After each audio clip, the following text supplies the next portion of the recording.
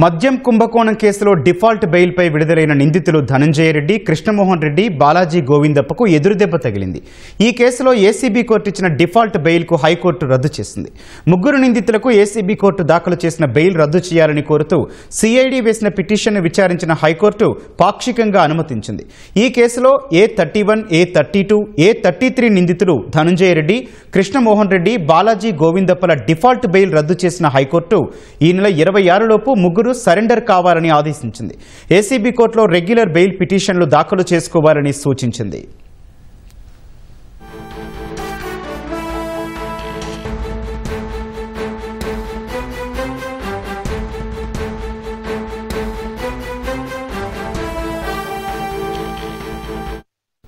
మద్యం కుంభకోణంలో ధనంజయ రెడ్డి, కృష్ణమోహన్ రెడ్డి, బాలాజీ గోవిందప్ప పాత్రపై తగిన ఆధారాలు సేకరించిన సిట్ కొద్ది నెలల క్రితం అరెస్టు చేసింది.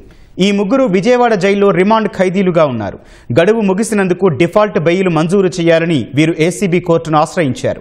విచారణ చేపట్టిన ఏసీబీ కోర్టు ముగ్గురికి డిఫాల్ట్ బెయిల్ మంజూరు చేసింది. అయితే ఈ కేసు దర్యాప్తు పురోగతిలో ఉందని, తాజాగా ముంబైకి చెందిన వ్యాపారి అనిల్ చోక్రాను అరెస్టు చేశామని, షెల్ కంపెనీల ఏర్పాటు ద్వారా ఇతను మద్యం ముడుపులను తరలించినట్లు సిట్ కోర్టుకు నివేదించింది. ఈ షెల్ కంపెనీలు మద్యం ముడుపుల తరలింపులో ఈ ముగ్గురు నిందితులు చాలా కీలకంగా వ్యవహరించారని కోర్టుకు తెలిపారు. ముగ్గురికి బెయిల్ మంజూరు చేయడం ఈ కేసు దర్యాప్తునకు ప్రతిబంధకంగా ఉందని విన్నవించారు. వారికి బెయిల్ ఇవ్వడం సరికాదని సిట్ తరపు న్యాయవాది వాదించారు. డిఫాల్ట్ బెయిల్ రద్దు చేయాలని కోరారు. దీన్ని పరిగణలోకి తీసుకున్న న్యాయస్థానం సిట్కు పాక్షికంగా ఊరట కలిగించింది. తాజాగా హైకోర్టు డిఫాల్ట్ బెయిల్ రద్దు చేయడంతో ఈ ముగ్గురు నిందితులు కోర్టు ముందు లొంగిపోవాల్సి ఉంది.